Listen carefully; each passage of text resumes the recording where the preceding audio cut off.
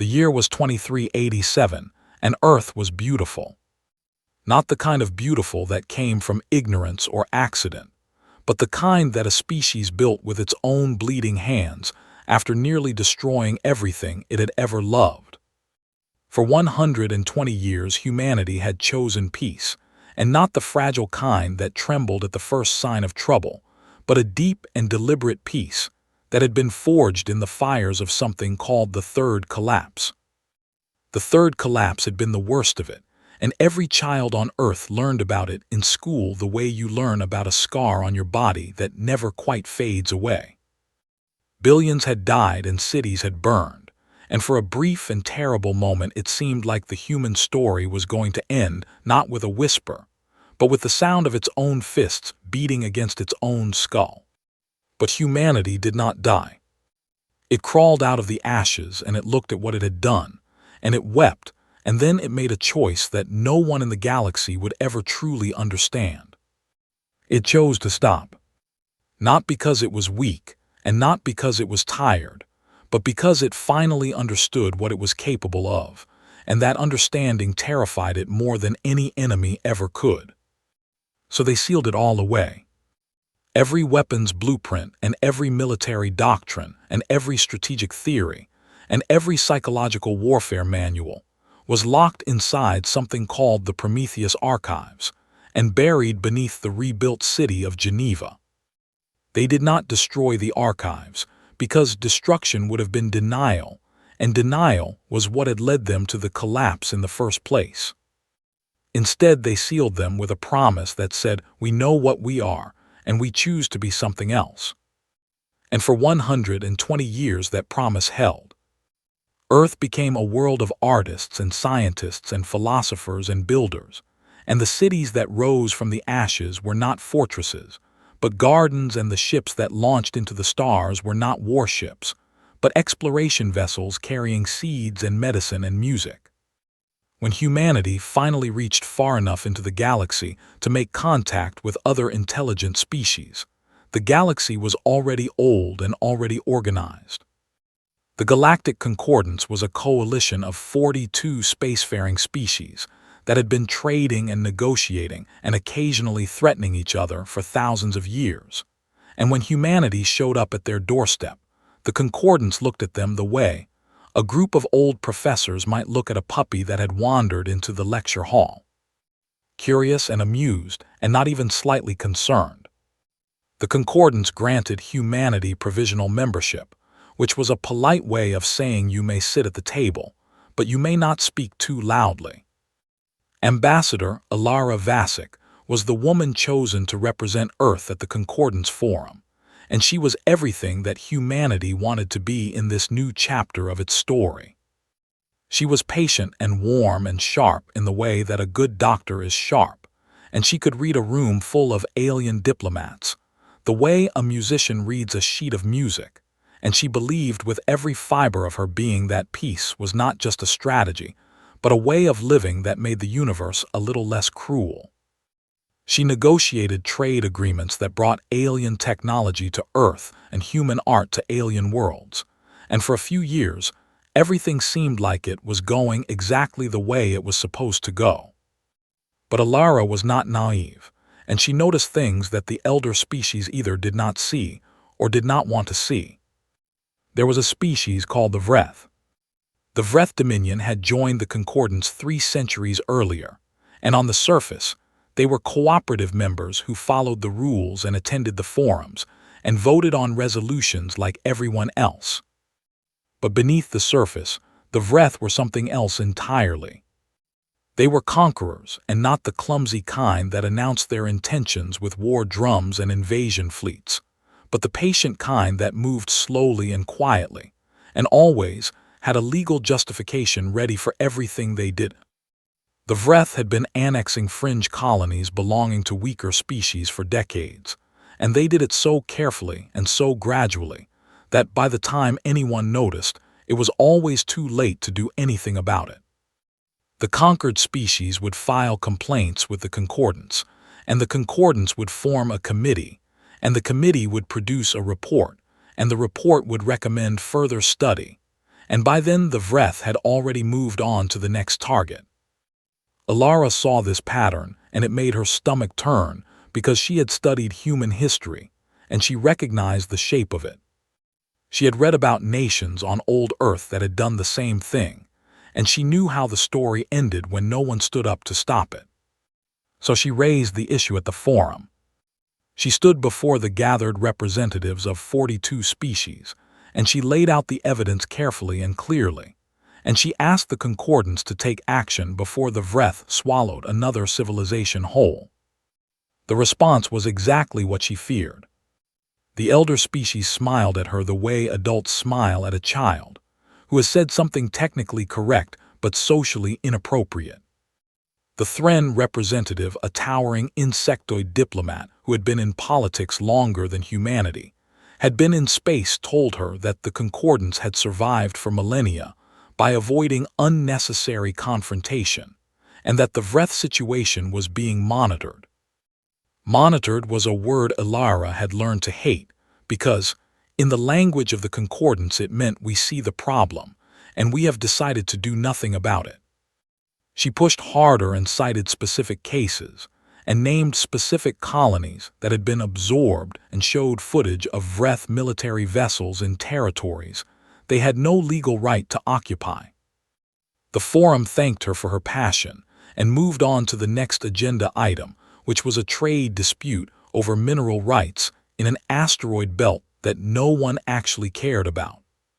After the session, a Kalith diplomat, one of the oldest species in the concordance, approached Alara in the corridor and spoke to her in a tone that was meant to be kind, but landed like a slap.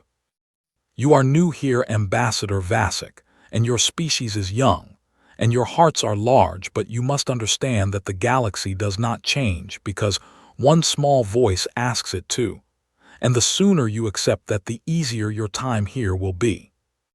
Alara stared at him for a long moment, and then she nodded politely and walked away.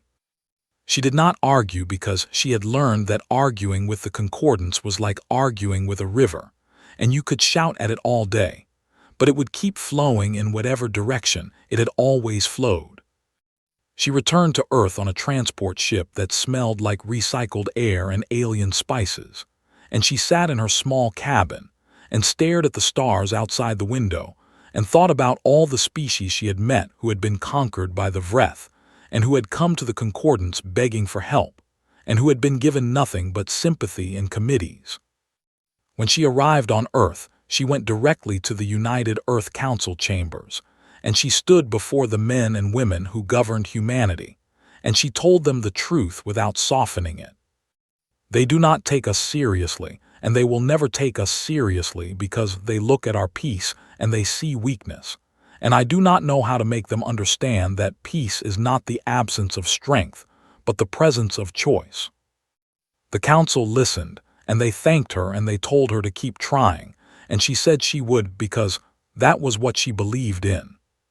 But that night, alone in her apartment in the rebuilt city of Geneva, she looked out her window at the lights of a world that had chosen to be beautiful, and she felt something cold settle in her chest. It was not fear exactly. It was the feeling you get when you know that something terrible is coming, and you know that no one is going to stop it, and you know that by the time everyone finally understands it will already be too late. She whispered to herself in the dark of her room. They think we are soft, and maybe we are, but softness is not all we are, and God help them if they ever make us prove it.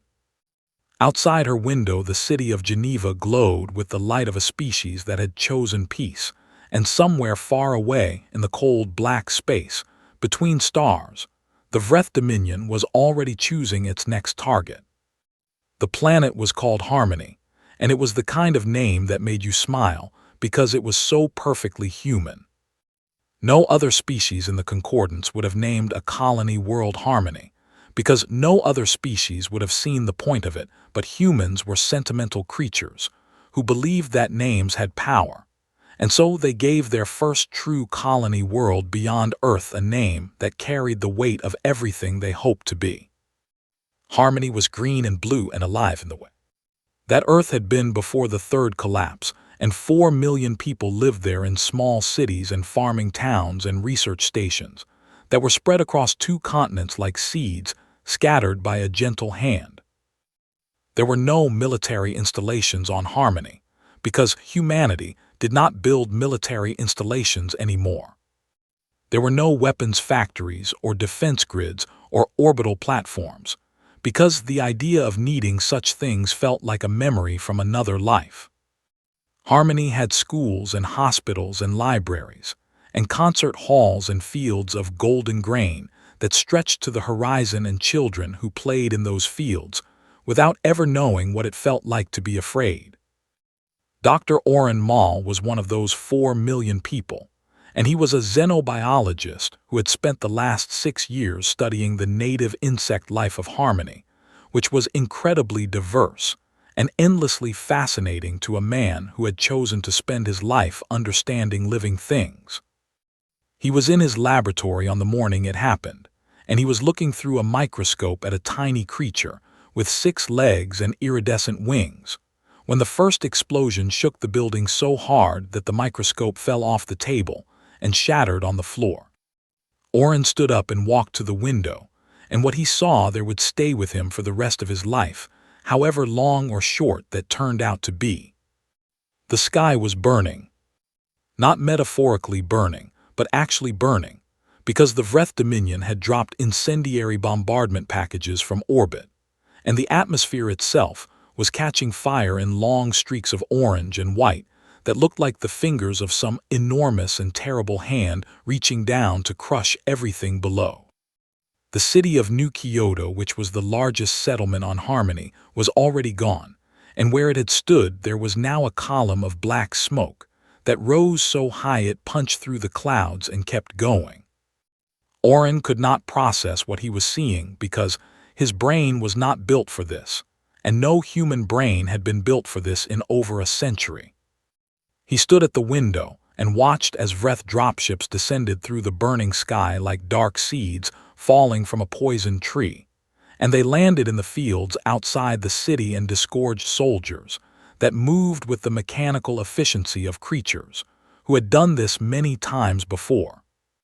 The Vreth were tall and gray, and their bodies were covered in a hard chitinous shell that made them look like something between an insect and a nightmare, and they carried weapons that fired concentrated beams of energy that turned whatever they touched into ash. But the weapons were not the worst part. The worst part was what the Vreth did to the people they captured alive. Oren learned this later when the survivors started streaming into the research station and told him in broken, trembling voices what they had seen. The Vreth were bioharvesters, and this was a word that Oren had read in xenobiology textbooks, but had never truly understood until that day. The Vreth consumed sentient neural tissue, and it was not just food to them but something closer to a drug, because the neural patterns of thinking-feeling beings enhanced their own cognitive abilities in ways that their natural biology could not. They ate minds. They ate the minds of living, thinking, feeling people, and they did it not because they were starving or desperate, but because it made them smarter, and because they considered every other species in the galaxy to be nothing more than a resource to be harvested. The survivors told Oren about what happened in New Kyoto, and they told him about the children being pulled from the school shelters, and the families being separated, and the screaming that did not stop, and the Vreth soldiers who moved through it, all with the calm efficiency of workers in a slaughterhouse. Oren listened, and something inside him broke, and then something else inside him that he did not know existed began to wake up. He was a scientist and not a soldier, and he had never held a weapon in his life, but in that moment, standing in his ruined laboratory with the sky burning outside, and the screams of 4 million people echoing across a world that had been named for everything humanity believed in, he felt something ancient and dark and powerful stir in his chest. It was rage. Not the hot, quick kind that burns out fast, but the cold, deep kind that sits in your bones and waits. He could not fight the Vreth because he had nothing to fight them with, but he could do one thing, and so he did it. He went to the communications array in the basement of the research station, and he worked for 3 hours with shaking hands to piece together enough power to send a signal through the breath-jamming field. The signal was fragmented and broken, and it would take 9 hours to reach Earth, but Oren packed into it everything he could. He sent data and footage and audio recordings, and the coordinates of the Vreth fleet, and the chemical signatures of their bombardment weapons, and the biological analysis of what they did to captured humans. And at the end of the signal, he added one final file, which was a video recording of himself, standing in front of the camera, with ash on his face and blood on his hands, that was not his own. In the recording, he said only this: "This is Dr. Oren Mal on the colony world of Harmony, and we are dying, and they are eating us alive. And if anyone is listening, please remember that we were here and that we did not deserve this."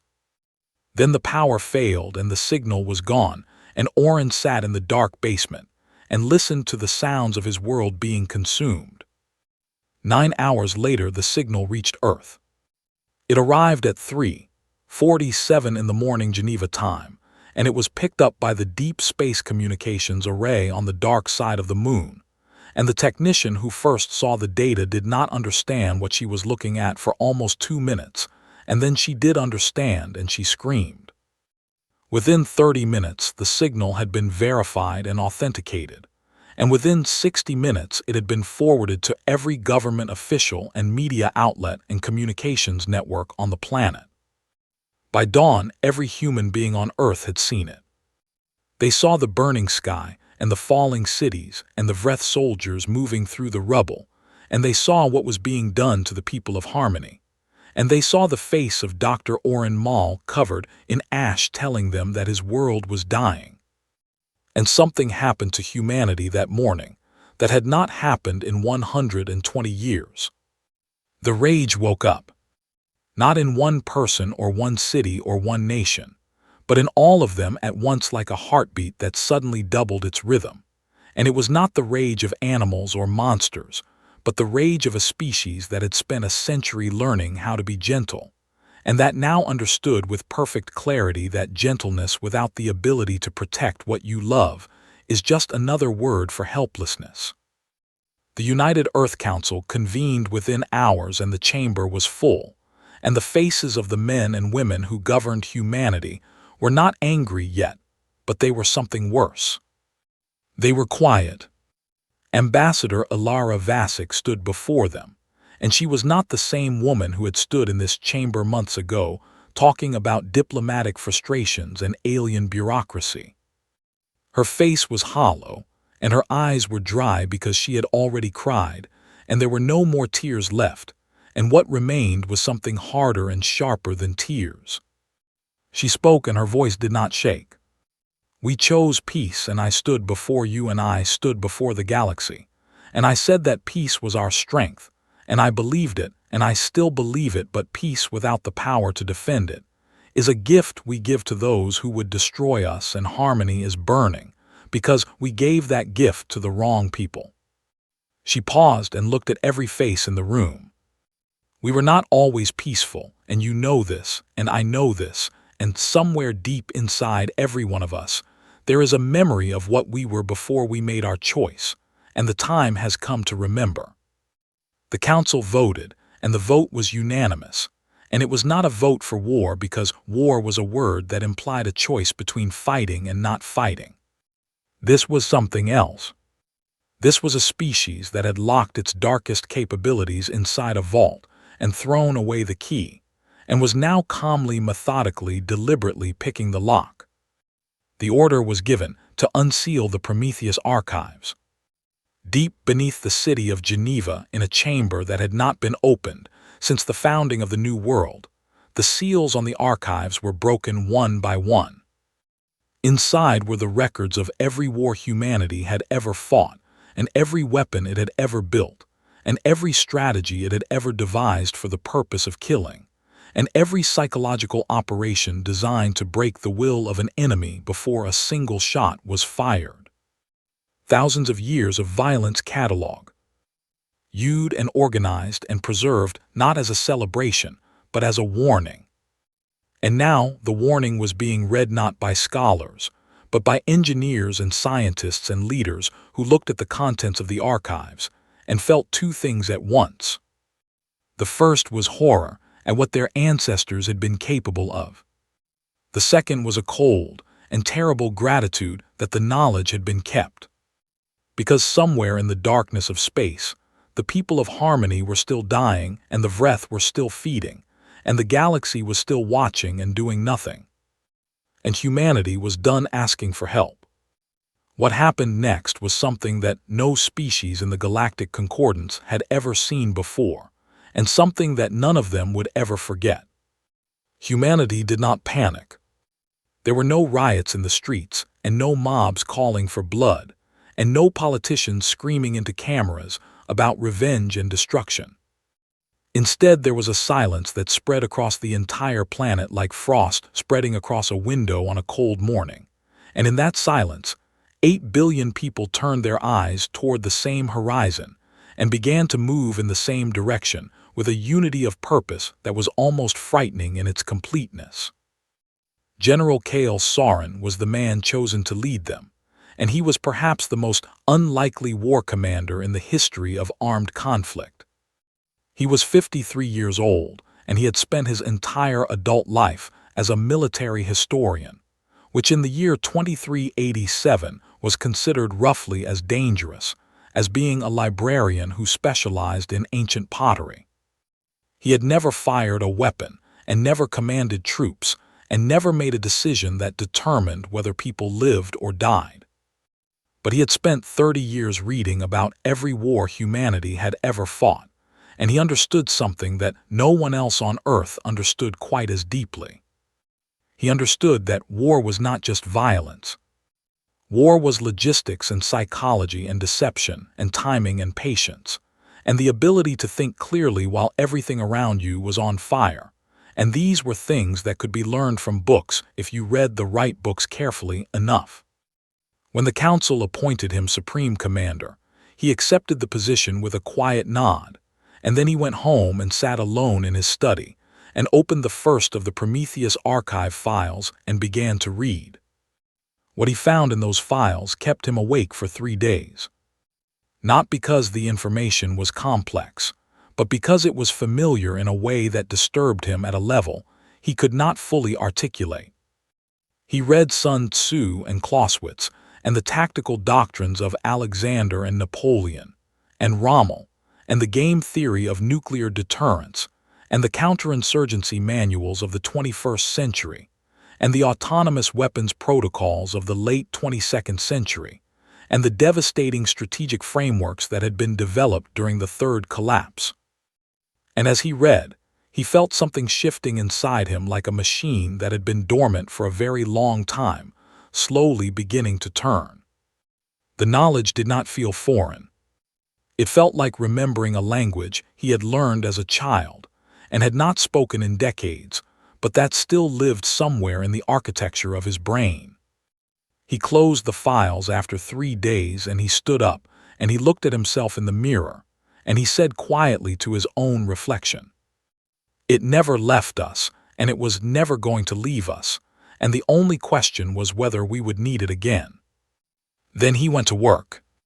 And the work was extraordinary. Human engineers who had spent their careers designing terraforming equipment and medical devices and agricultural systems turned their attention to the Concordance ship designs that had been shared during the years of peaceful trade, and they did something that no other species in the galaxy had ever thought to do. They improved them. Not incrementally, but fundamentally. The Concordance species had been building ships the same way for thousands of years, because their designs worked well enough, and no one had ever felt the need to push further. But humans were different because humans had always been different in one specific way that the galaxy was about to learn. Humans adapted. They adapted faster and more creatively and more ruthlessly than any other species in the known universe, because adaptation was what had kept them alive on a death world for 200,000 years before they ever reached the stars. A planet with earthquakes and volcanoes, and ice ages and predators and diseases and droughts and floods, had produced a species that responded to every new threat by becoming something new, and the Vreth had just become the newest threat. Within 3 months, the first human warship rolled out of an orbital shipyard that had been building cargo transports 6 months earlier. It was faster than anything the Vreth had, and it was tougher than anything the Concordance had ever produced, and it carried weapons that human engineers had designed by combining principles from the Prometheus archives with alien technology in ways that should not have worked, but did because human engineers had a gift for making things work that had no business working. The shipyards multiplied and the production lines expanded, and the raw materials flowed in from asteroid mines that had been retooled overnight, and the ships kept coming one after another in a steady, relentless stream that did not slow down and did not stop. But the ships were only part of it. The real transformation was happening in the hearts and minds of 8 billion people who had been artists and scientists and teachers and farmers, and who were now becoming something else without losing what they had been before. Civilian volunteers flooded the recruitment centers, and they were not wild-eyed fanatics hungry for glory but quiet, determined people who understood exactly what was being asked of them and who showed up anyway. Artists who had painted landscapes and composed symphonies turned their talents to designing propaganda that was so effective it could change the way you felt about a situation in the time it took to read a single sentence. Psychologists who had spent their careers helping people find happiness developed morale frameworks and stress resilience programs and psychological warfare strategies that were breathtaking in their sophistication. Poets wrote battle hymns that made soldiers weep and then stand up straighter. Historians compiled enemy analysis, reports that read like novels, and told the story of the Vreth Dominion in such detail that every human soldier would eventually know the enemy better than the enemy knew itself.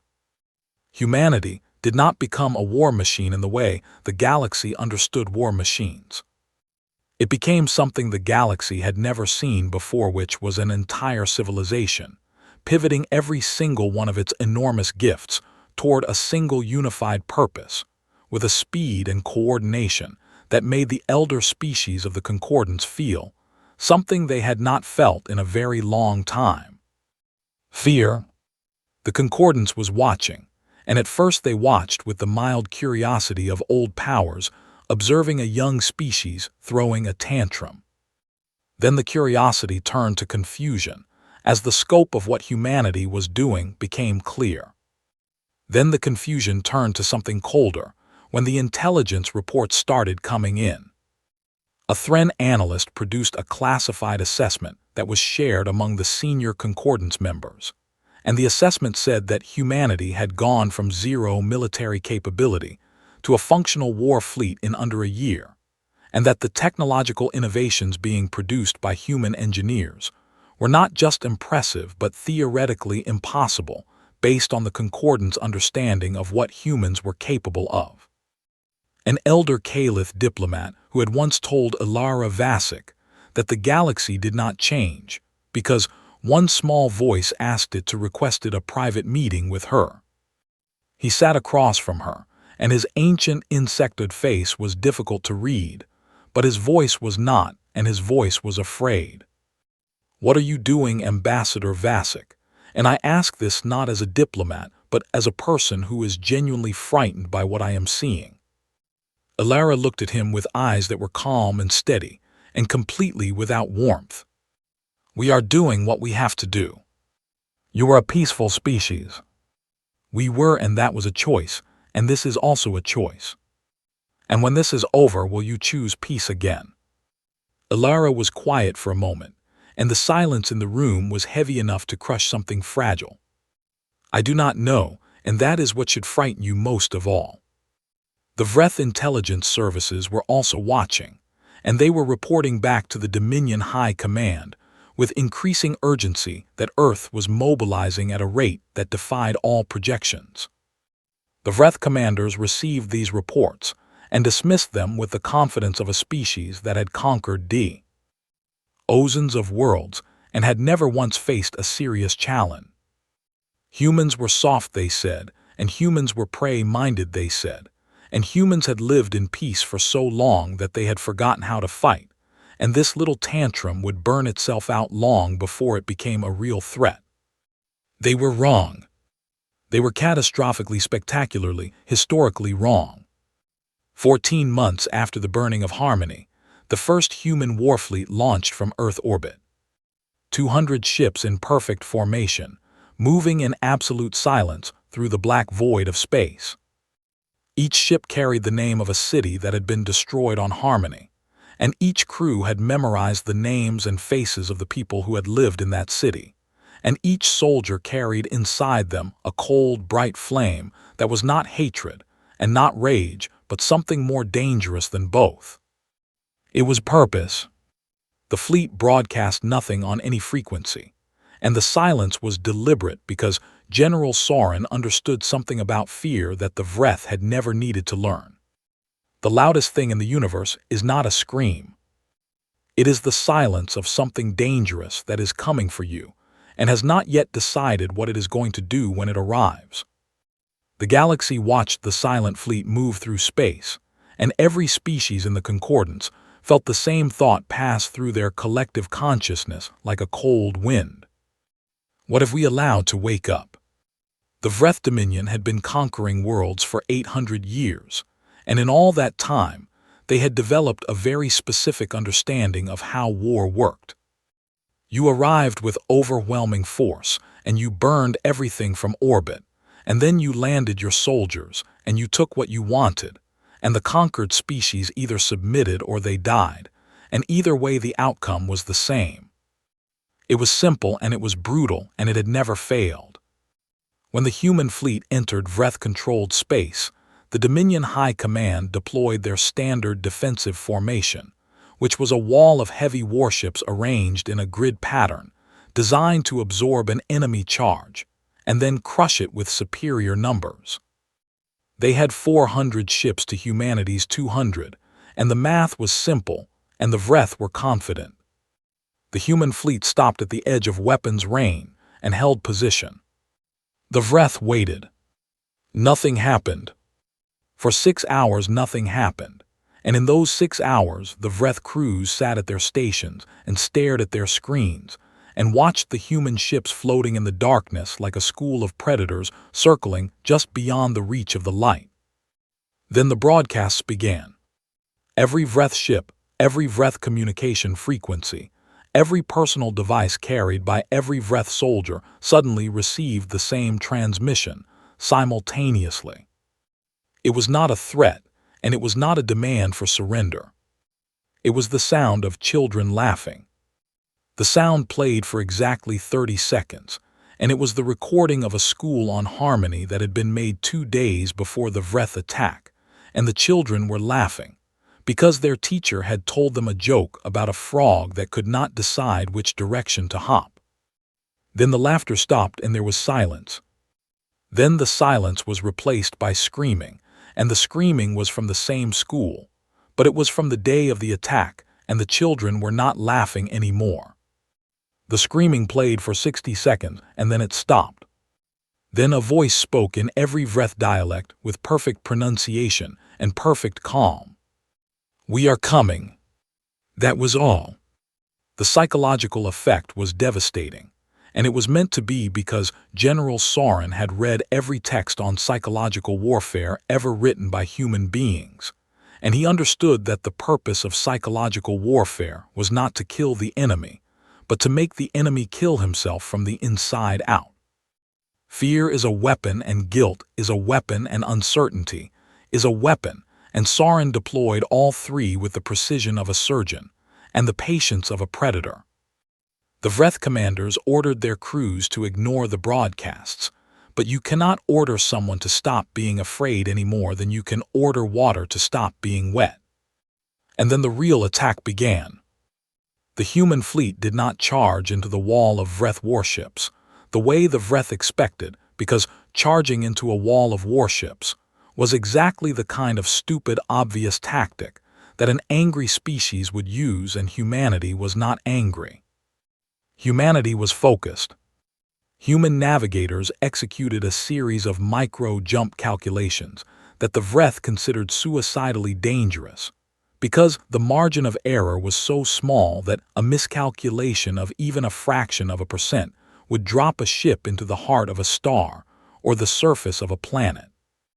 But human navigators had spent the last 14 months running these calculations millions of times, and they had refined them to a degree of precision that bordered on art.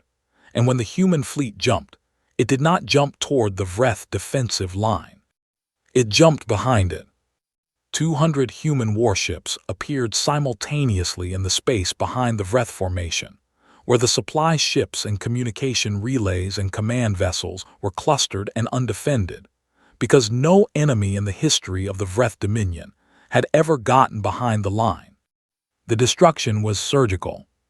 Human weapons targeted supply depots and fuel reserves and communications hubs and command ships with a precision that the Vreth had never encountered, because the Vreth way of war was annihilation, and they did not understand an enemy that chose its targets the way a doctor chooses where to cut.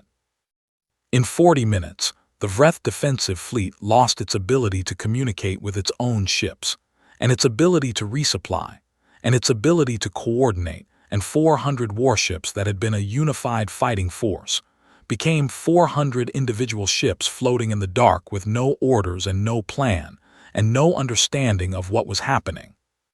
General Soren watched the operation from his command ship, and he felt two things at once. The first was a cold professional satisfaction that the plan was working exactly as designed. The second was a grief so deep it had no bottom, because he was watching his species do something it had sworn never to do again, and he could see how good they were at it, and that was the part that hurt. He wrote in his private log that night, "They told us we were a peaceful species, and we believed it because we wanted to believe it, but the truth is we were never peaceful, and we were only ever choosing not to fight. And there is a difference between those two things that the galaxy is about to learn in the hardest way possible."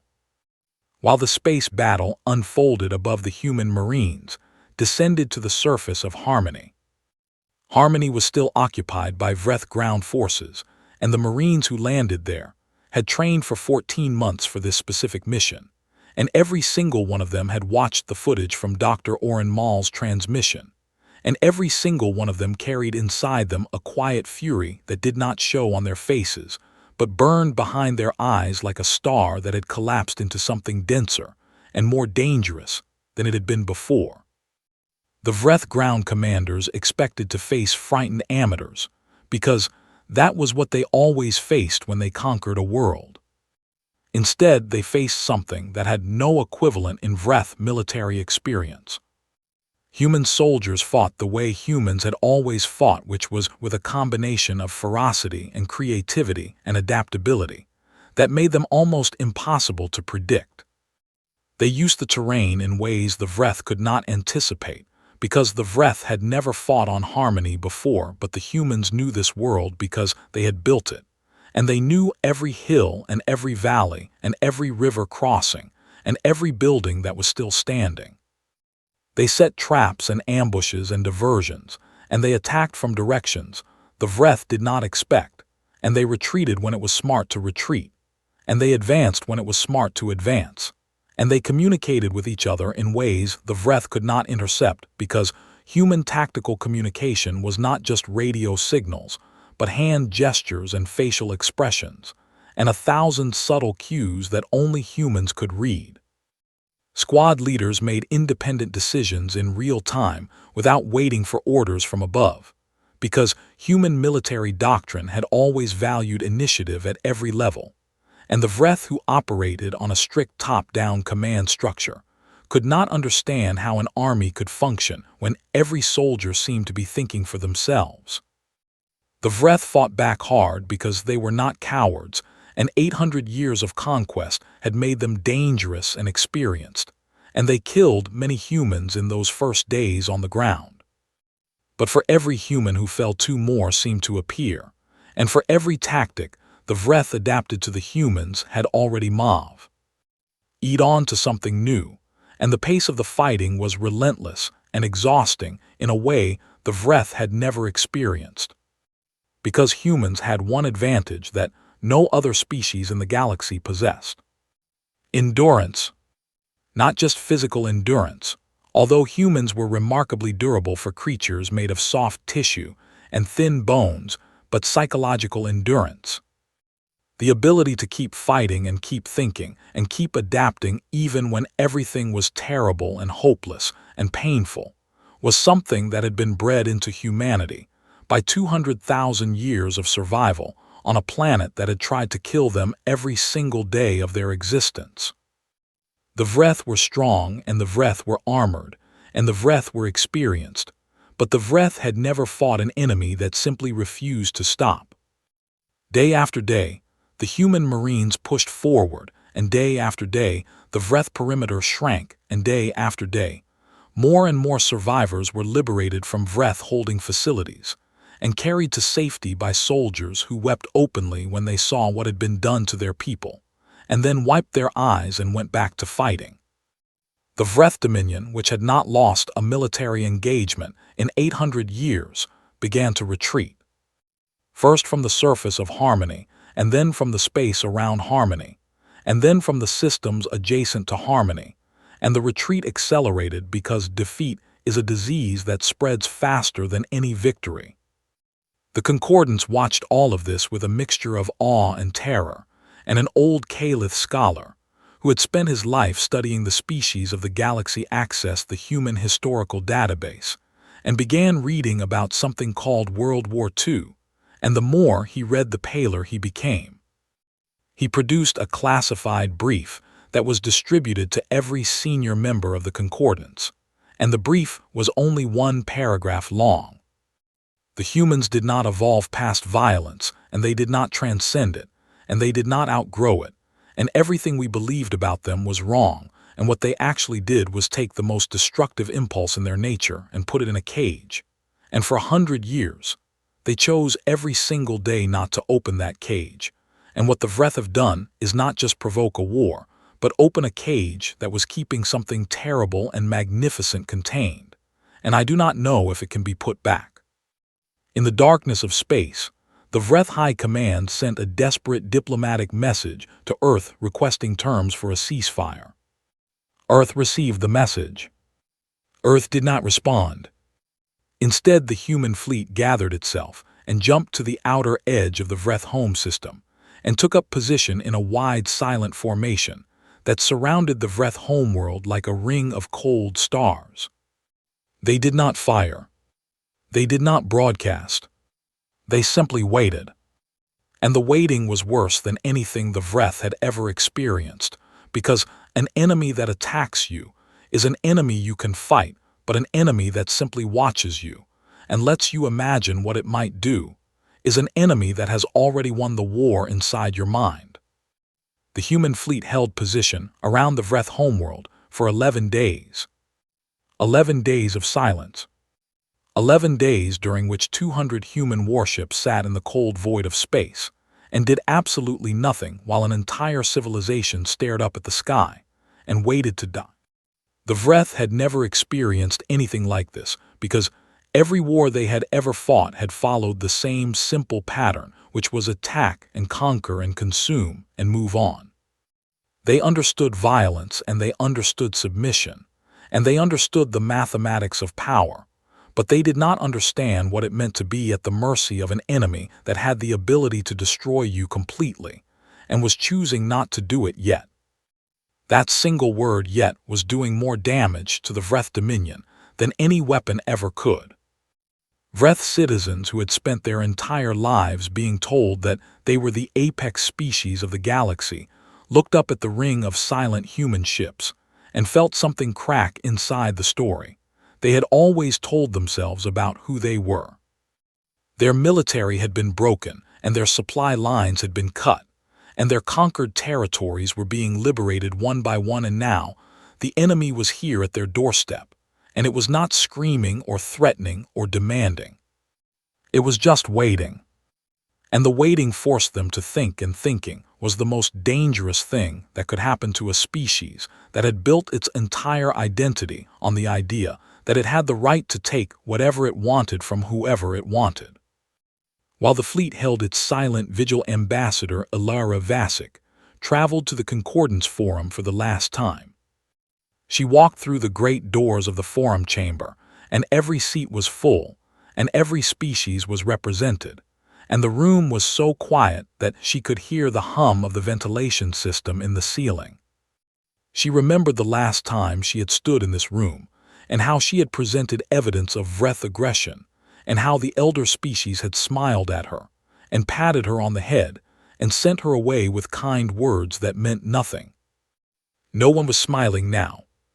She walked to the speaker's platform, and she stood there for a moment and looked at the gathered representatives of 42 species, and she let the silence stretch, because she had learned from General Soren that silence was a weapon, and she had learned from her own experience that sometimes the most powerful thing you can say is nothing at all. Then she spoke. I stood before you 2 years ago, and I told you that the Vreth were a threat, and you told me I was young and naive, and that the galaxy had survived for millennia without human interference, and you were right about one thing, which is that I was young, but you were wrong about everything else. She paused. The people of Harmony are dead, and the ones who survived will carry what was done to them for the rest of their lives, and their children will carry it, and their grandchildren will carry it. And that is the cost of your patience and your committees and your carefully worded expressions of concern. The chamber was absolutely still. Humanity came to the Concordance in good faith, and we came as a peaceful species, because that is what we had chosen to be, and we asked for nothing except to be treated as equals, and to be heard when we spoke about things that mattered, and you could not even give us that. She placed her hands on the podium and leaned forward. So we stopped asking. She laid out the terms, and she did not frame them as requests or proposals or suggestions for further discussion. She framed them as facts. The Vreth Dominion would withdraw from every territory it had conquered in the last 50 years, and not just the ones taken from humans, but every single world that had been absorbed by Vreth expansion. The Vreth would surrender every individual responsible for the massacre on Harmony to a joint tribunal composed of representatives from every affected species, and the trials would be public, and the evidence would be available to everyone. The Concordance would rewrite its charter to include a binding mutual defense obligation, which meant that no species would ever again be left to die while the rest of the galaxy watched and debated and formed committees. These terms were not negotiable. An elder Thren diplomat rose from his seat, and his voice was steady, but his posture betrayed him, because his antennae were flat against his skull, which was the Thren equivalent of a human going pale. Ambassador Vasic, you cannot dictate terms to the Concordance, and you are one species among 42, and the Charter exists to protect the sovereignty of all member species, and what you are proposing would fundamentally alter the balance of. Ilara cut him off. One species did this in 14 months from nothing, and we went from a world without a single warship to a fleet that broke the Vreth Dominion in under a year. And we did this while also maintaining our civilian infrastructure and our food production, and our scientific research and our art, and we did not even have to try very hard. She let that land. Ask yourselves what we could do in 14 years if we actually decided to commit fully to being what we used to be, and then ask yourselves whether you want to find out. The chamber was silent. The vote was held within the hour, and the terms were accepted unanimously, because every species in that room had spent the last year watching humanity transform itself from a gentle curiosity into something that made the oldest civilizations in the galaxy feel like children, standing in the shadow of something vast and ancient and unknowable. The Vreth withdrew. It took weeks, and it was messy and there were holdouts and complications. But the withdrawal happened because the alternative was a species that had demonstrated in the clearest possible terms that it was willing and able to enforce its will upon any power in the galaxy that tested its resolve. The war criminals were surrendered and the trials were held, and the evidence was presented, and the galaxy saw in perfect detail what had been done on Harmony, and the seeing of it changed things in ways that would take decades to fully understand. The Concordance Charter was rewritten, and the new Mutual Defense Clause was called the Harmony Provision, and it stated in plain language that an attack on any member species would be treated as an attack on all member species, and that the Concordance would respond with unified force. Humanity was no longer a provisional member. Humanity was something else entirely, and no one quite had a word for what that something was, but everyone felt it, and everyone understood it in the quiet places of their minds, where the most important truths are kept. On Earth, General Kale Soren stood in the orbital shipyard, where the first warship had been built, and he watched as the fleet was decommissioned one ship at a time. Each vessel was stripped of its weapons, and its armor and its targeting systems, and the hulls were repurposed for cargo transport and scientific exploration, and the names of the destroyed cities of Harmony were kept on the hulls, because some things should not be forgotten, even when the fighting is over. A young officer approached him and asked a question that Soren had been expecting. "Sir, what about the Prometheus archives, and should we destroy them this time, so that no one can ever use them again?" Soren was quiet for a long time, and he watched the workers moving through the shipyard, taking apart the instruments of war with the same careful hands that had built them. "No, sir. We seal them again and we lock them away, and we make the same promise our ancestors made, which is that we know what we are and we choose to be something else. But if we destroy them, then no one can ever. That is exactly why we do not destroy them, because if the archives exist and we choose not to use them, then our peace means something, and it means something because the alternative is real and present and sitting right there beneath our feet, and we are choosing every single day to walk over it and not open it, and that choice is what makes us who we are." The officer nodded slowly and walked away, and Soren stood alone in the shipyard and looked out at the stars, and felt the weight of everything humanity had done, and everything it had chosen not to do, and he thought about Dr. Oren Mall, who had survived the occupation of Harmony, and who was now helping to rebuild, and who still had ash under his fingernails that he could not quite wash away no matter how hard he scrubbed. Decades later, a concordance historian named Velith of the Caliph Scholarly Order published a treatise on humanity that became the most widely read document in the history of the galaxy. The treatise was thousands of pages long, and it covered every aspect of human civilization from their earliest cave paintings to their golden age of peace, to the 14 months that shook the foundations of galactic order. But it was the final passage that everyone remembered. The final passage described the transmission that Earth had broadcast on every frequency, in every known language on the day the Vreth surrendered. It was a single message sent from a small blue world orbiting an unremarkable yellow star in an unremarkable arm of an unremarkable galaxy, and it was heard by every species in the concordance, and it was recorded and preserved, and it would be studied and debated and feared and admired for as long as the galaxy endured. The message said this: "We tasted peace, and we built it with our own hands from the ashes of everything we destroyed, and we loved it, and we chose it every single day for 100 years, and we raised our children in it, and we wrote songs about it, and we believed with all our hearts that it was who we were, and then you came, and you burned our world, and you ate our children, and you made us remember what we were before the peace, and now you have seen both sides of humanity, and you have seen the side that builds and the side that breaks, and we are telling you now with all the love and all the fury that lives inside us that we are going to choose peace again, because that is who we want to be, but do not ever mistake that choice for weakness, because the other side of us is not gone, and it is not sleeping, and it is right here behind our eyes waiting.